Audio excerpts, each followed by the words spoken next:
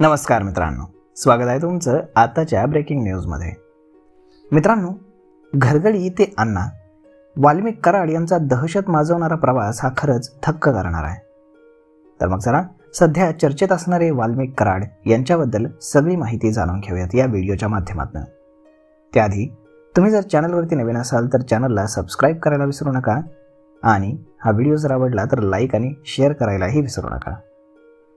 मित्रांनो, साधारण 70 ते 80च्या दशकामध्ये बीड जिल्ह्यामध्ये केशर काकू क्षीरसागर यांचा दरारा होता। बाबूराव आडसरकरांचा हाबडा या राज्यामध्ये प्रसिद्ध होता। शिवाजीराव पंडित, सुंदरराव सोळंके यांचीही जबरी चांगली। राजकारणातील ही पिढी अत्यंत अस्तंगत होत गेली। पुढे गोपीनाथ मुंडे यांच्याकडे जिल्ह्याचं नेतृत्व आलं। कार्यकर्ते, पदाधिकारी यांच्यासोबत सर्वसामान्यांना असलेलं महत्त्व कमी होत गेलं आणि खुशमस्करी, चापलूस, कंत्राटदारांना महत्त्व आलं। वाल्मिक कराड हा यांचा चापलूसांचा प्रतिनिधी। गोपीनाथ मुंडे यांचा घरगडी म्हणून वाल्मिक कराडचा प्रवास सुरू झाला होता। दहशत, गुंडगिरीच्या जीवावरती हा वाल्मिक एवढा मोठा झाला की त्याच्यापुढे मुंडे देखील आता खुजे वाटू लागले। बीड जिल्ह्याचा पोलीस अधीक्षक कोण असावा, जिल्हाधिकारी कोण असावा हे ठरवण्यापर्यंत वाल्मिक कराडची मजल गेली होती। वाल्मिक कराड हा परळी तालुक्यातील इंजे गावचा। घरी 18 विश्व दारिद्र्य। 10वी पर्यंतचं शिक्षण झाल्यानंतर 1990 मध्ये फुलचंद कराड यांच्या शिफारशीवरनं वाल्मिक हा गोपीनाथ मुंडे यांच्या घरी घरगडी म्हणून कामाला लागला। घरामध्ये काम करता करता त्यानं महाविद्यालयीन शिक्षण देखील घेतलं। साहेबांचा हा नोकर पुढे 4 माणसांमध्ये वावरू लागला। सुरुवातीच्या काळामध्ये वाल्मिक हा पंडित अण्णांसाठी हरक्यामे होता। पंडित अण्णांचा शब्द तळहातावरती झेलता झेलता वाल्मिकनं आपले हातपाय पसरायला सुरुवात केली। पण गोपीनाथ मुंडे यांनी त्याला 4 हात लांबच ठेवलं होतं। परळीच्या राजकीय सारीपाटावरील खेळ बदलला। गोपीनाथ मुंडे आणि धनंजय मुंडे यांचे मार्ग वेगळे झाले। वाल्मिक हा धनंजय मुंडे यांच्यासोबत गेला। 2001 मध्ये परळी नगरपालिकेच्या निवडणुकीमध्ये गोपीनाथरावांचा विरोध झुगारून पंडित अण्णांनी वाल्मिकला उपनगराध्यक्ष केलं।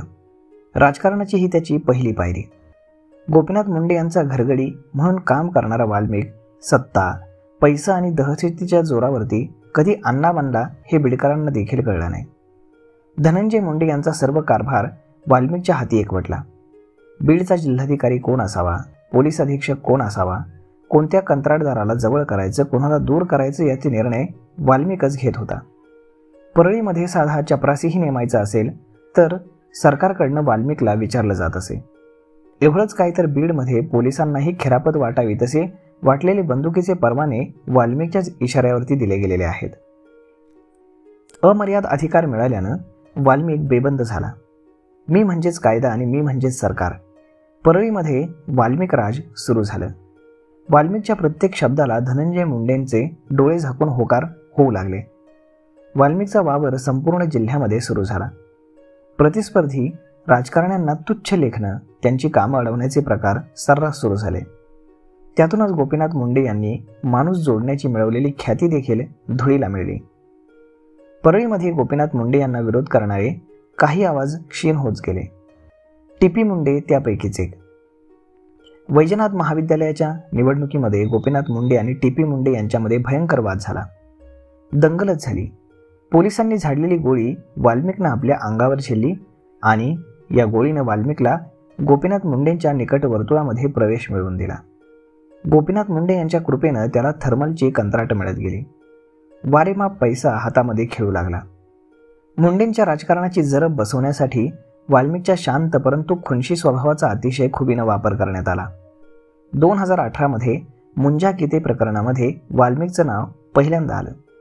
वाल्मिक नगरपालिकेतही गटनेता झाला। पुढे त्याला जिल्हा नियोजन समितीवरही घेण्यात आलं। अलीकडेच लाडकी बहीण योजनेचा विधानसभा प्रमुखही तोच झाला। पण या सगळ्या नियुक्त्या अतिशय गौण।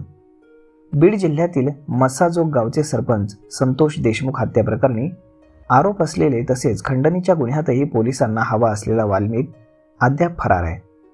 आज CIDनं त्याची पत्नी मंजिली कराड हिची चौकशी केली। बीड शहर पोलीस स्टेशनमध्ये 2 ते 2.5 तास मंजिली कराड हिची चौकशी केली गेली। त्यानंतर तिला सोडून देण्यात आलं। CIDकडून अजित पवार गटाचे बीड जिल्हाध्यक्ष राजेश्वर चव्हाण यांची देखील चौकशी करण्यात आली आहे। धनंजय मुंडे यांच्या पीआरचं काम वाल्मिक कराड पाहायचा. माझा त्याचा संपर्क होता. मी त्याला ओळखतो का हे विचारण्यासाठी पोलीस आज मला बोलावून घेतात, असं राजेश्वर चव्हाण यांनी चौकशीनंतर बोलताना सांगितलंय. परंतु अशा पद्धतीनं एक साधा घरगडी ते अण्णा असा वाल्मिक कराडचा एक दहशत माजवणारा प्रवास हा पूर्ण बीडकरांनी अनुभवलेला आहे. तर मग यावरती आपलं मत काय हे तुम्ही आम्हाला कमेंट करून नक्कीच सांगा. आणि जर हा व्हिडिओ तुम्हाला आवडला असेल तर आपल्या जवळच्या मित्रमंडळींसोबत देखील हा व्हिडिओ तुम्ही शेअर करायला विसरू नका. धन्यवाद.